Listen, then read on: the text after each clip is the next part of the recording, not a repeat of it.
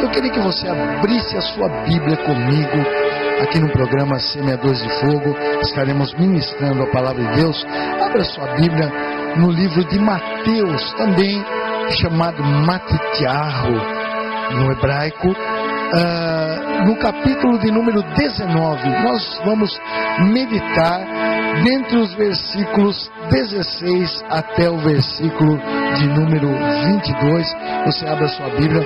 Nós estaremos passando uma passagem onde Jesus, ele se encontra com alguém muito importante, com um jovem muito importante. E a Bíblia nos diz que se aproxima de Jesus um jovem, e ele começa a fazer uma pergunta interessante a Jesus: o que eu tenho que fazer para herdar a vida eterna? E ele chama Jesus de mestre. Então ele reconhece que Jesus tinha algum conhecimento da parte do eterno Deus.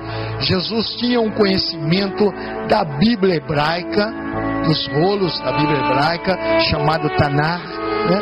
Seriam aquelas, a Torá, os profetas e também os escritos, né? Torá, Levim e também Ketuvim.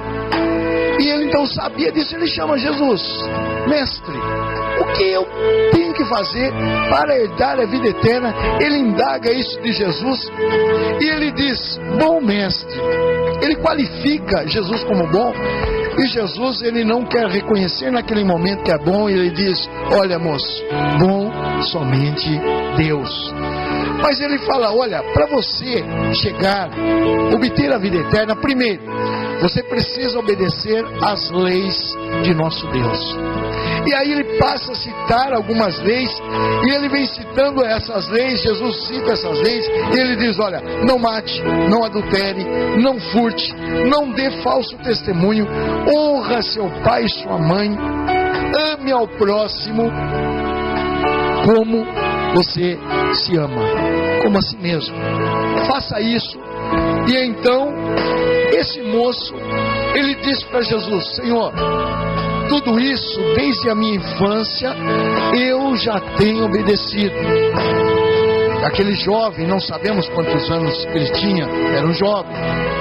Porém, nós sabemos que os judeus tinham o costume, entre os 12 e 13 anos, eles entregavam seus filhos para o Senhor, porque até ali eles tinham um compromisso direto com o ensino de seu filho.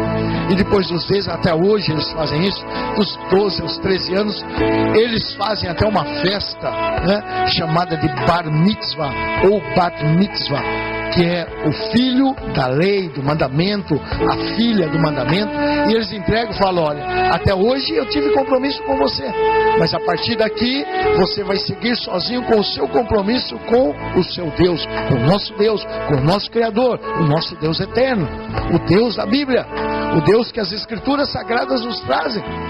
E aí então esse jovem pode dizer para ele: desde a minha juventude, quer dizer, desde criança eu já aprendi com os meus pais todos esses mandamentos. Quando ele me entregou, logicamente, ao Senhor, eu tenho seguido todos esses mandamentos. O que me falta então? E Jesus, que é conhecedor de todas as coisas, Jesus que sabe todas as coisas, tinha revelação do Espírito Santo em sua vida. Ele então diz àquele jovem: olha, falta-te uma coisa. Falta você vender o que você tem. Venda tudo que você tem, reparta com os pobres, e eu falo para você, eu garanto para você, que você vai ter um tesouro nos céus. E isso foi muito duro para aquele jovem. Quando ele recebe aquela palavra, quando ele recebe aquela ordem de Jesus, ou mesmo dizendo aquela promessa de Jesus, dizendo que se ele fizesse daquela maneira, ele teria garantido um tesouro no céu, a vida eterna e um tesouro no céu.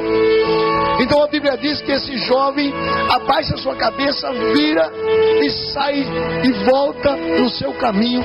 E a Bíblia relata porque aquele jovem era rico e possuía muitas propriedades. Ora, nós sabemos que o Senhor Jesus não exigiu das pessoas que aproximaram-se dele de vender tudo. De maneira nenhuma. Nós vemos na Bíblia que o Senhor enriqueceu vários personagens da Bíblia. Nós vemos que Abraão foi muito enriquecido na presença do Senhor. Nós vemos Salomão, né? Que o Senhor lhe deu a riqueza porque ele pediu sabedoria para cuidar do povo de Deus. Então o Senhor lhe enriqueceu. Mas por que então Jesus fala para aquele jovem que ele tinha que repartir os seus bens? Porque Jesus sabia que os bens para aquele jovem eram maior do que Deus. E o Senhor cita alguns mandamentos aqui, mas o Senhor não citou o primeiro mandamento. E o primeiro mandamento que o Senhor nos deu é amar a Deus sobre todas as coisas, de todo o nosso coração, de toda a nossa alma, com todas as nossas forças. Nós precisamos amar a Deus. Então Jesus viu nele que dentro dele havia um amor maior do que o amor de Deus, e ele não faria essa troca de Deus, não faria a troca com o amor ao dinheiro, ao amor às posses, aos bens que possuía aquele jovem. E então aquele jovem se entristeceu, porque na realidade ele cumpria os mandamentos. Ele não adulterava, como disse Jesus, né? Não adultera, ele não furtava, ele não dava falso testemunho, honrava seu pai e sua mãe, amava, né? Ele amava ou dizia que amava o seu próximo como a si mesmo. Mas quando lhe indagou qual é maior na sua vida, aquele jovem se entristeceu, porque ele não achou compensável deixar os seus bens para possuir um tesouro no céu. E você?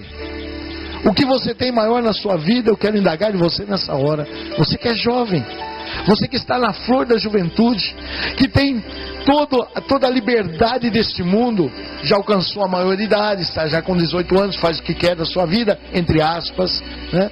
Já pode dizer aos pais: agora eu sou o dono da minha vida, né? E fazer o que eu quero, ir para onde eu quero, chegar a hora que eu quero. Será que você pode trocar? Será que você pode trocar os prazeres deste mundo para estar com o seu Deus? Para amar o seu Deus? Para entregar a sua vida ao seu Deus? Será que há alguma coisa dentro de você que seja maior do que o seu Deus? Eu faço essa indagação a você. O que é maior na sua vida? O eterno Deus, Criador de todas as coisas, ou algum sentimento, algum bem material, não sei, que você possa ter na sua vida? Você trocaria por Cristo? Você trocaria para ter a vida eterna? Você estaria disposto a trocar, ou disposta a trocar por Cristo Jesus? Será que você tinha essa capacidade? Você tem essa capacidade? Jesus disse: vai, vende tudo que tem. Eu tenho até por mim aqui, que se ele fosse assim como Abraão, quando o Senhor pede o seu filho e impede na hora da morte de Abraão sacrificar o seu filho, porque ele provou a sua fé, eu creio até que se ele saísse para vender, o Senhor falava: não, pode voltar, porque eu vi que em você há muita fé e você trocaria tudo para possuir o reino de Deus. E ele que indagou a Jesus como chegar no reino de Deus, o que ele tinha que fazer. Jesus deu a solução. Os bens lhe atrapalhariam de herdar a vida eterna, mesmo ele aparentemente estar servindo ao Senhor, porque o Senhor não era maioral na sua vida. E o primeiro mandamento diz que nós precisamos adorar somente ao nosso Deus, a Ele honrar, a Ele oferecer sacrifícios, não a outro, nem bens materiais, nem outro tipo de pessoas. Nada pode ser maior do que o nosso Deus na nossa vida. E eu faço um convite para você, jovem. Você pode fazer como jovem, como aquele jovem, ou pode trocar tudo, como Abraão trocou tudo, trocou seu filho para a obediência a Deus. Creia nisso, veja, né, esse comportamento de Abraão, e troque uma vida em desacordo com Deus para aquilo que o Senhor tem lhe dado. Que Deus possa te abençoar, é o meu desejo. Que Deus possa falar ao seu coração, que você como jovem possa estar, né, diante de Deus, assim como nós temos aqui em nossa igreja muitos jovens que servem a Deus, que louvam a Deus, que têm os mesmos sentimentos seus, mas estão louvando a Deus estão fazendo a obra de Deus. Faça também. Troque tudo por Deus e eu tenho certeza que você será feliz. Deus te abençoe em Cristo Jesus, nosso Senhor. Amém. Agora no programa Semeadores de Fogo nós também estaremos vendo e ouvindo a nossa juventude. A nossa juventude, todos os cultos estão louvando a Deus e com vocês agora toda a nossa juventude louvando a Deus.